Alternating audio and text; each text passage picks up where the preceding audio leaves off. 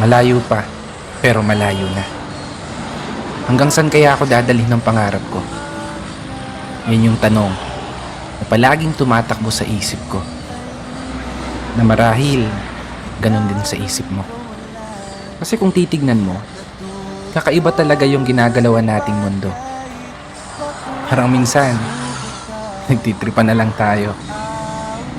Paikot-ikot na lang yung sitwasyon na paulit-ulit kang natatalo.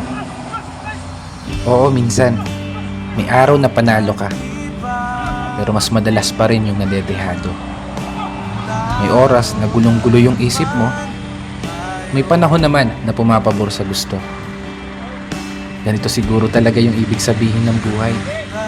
Hindi perpekto ang tempo at lahat nakaayon lamang sa tiyempo.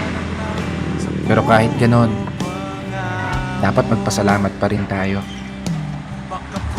Kasi isipin mo naman, sa likod ng napakaraming beses na pagkatalo mo, eto ka pa rin, nananatiling nakatayo, sinusubukang ipanalo. Bawat laban na ikaw lang yung nakakaalam. Mga pagsubok na araw-araw mong pinipilit lampasan, na sa bawat pagpihit